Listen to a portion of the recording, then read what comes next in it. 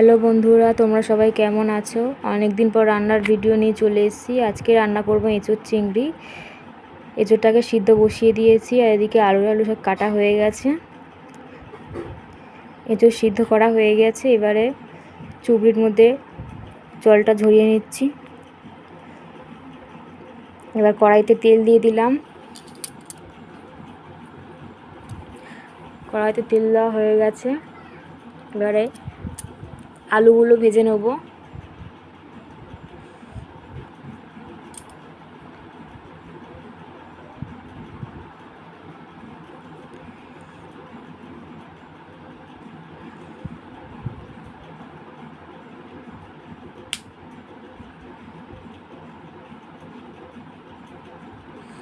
সব আলুগুলো দেওয়া হয়ে গেছে।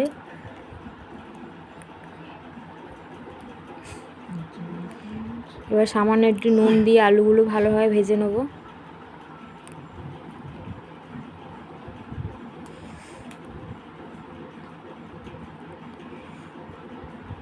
আলুগুলো বেশি ভাজবো না, অল্প একটুখানি করে ভেজে নেব। আলুগুলো ভাজা ভাজা হয়ে এসছে, একটু তুলে নেব। এবার কড়াইতে তেল দিয়ে দিলাম। এবার চিংড়িগুলো ভেজে নেব।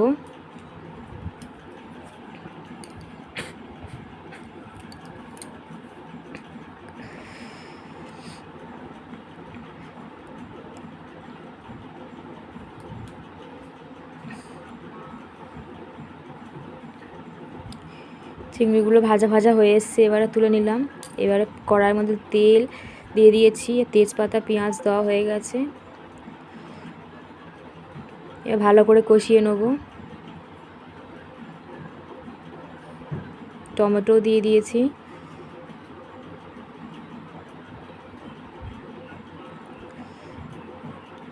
সব রকমের মশলা দিয়ে দিয়েছি।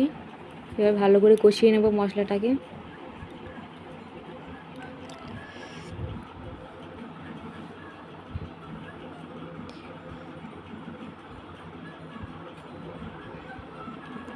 মশলাটাকে কষানো হয়ে গেছে। আর এই যে এদিকে আলু আর চিংড়ি ভেজে রেখে দিয়েছি। এবার এঁচড়গুলো কড়ার মধ্যে দিয়ে দিলাম।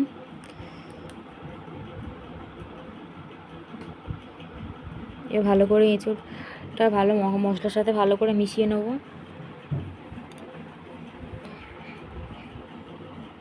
এবার আলু আর চিংড়িগুলো দিয়ে দেবো, দিয়ে ভালো করে কষিয়ে নিয়েছি। এবারে পরিমাণ মতন জল দিয়ে দিলাম। আলু সিদ্ধ হয়ে গেছে, এবার নামিয়ে নিলাম।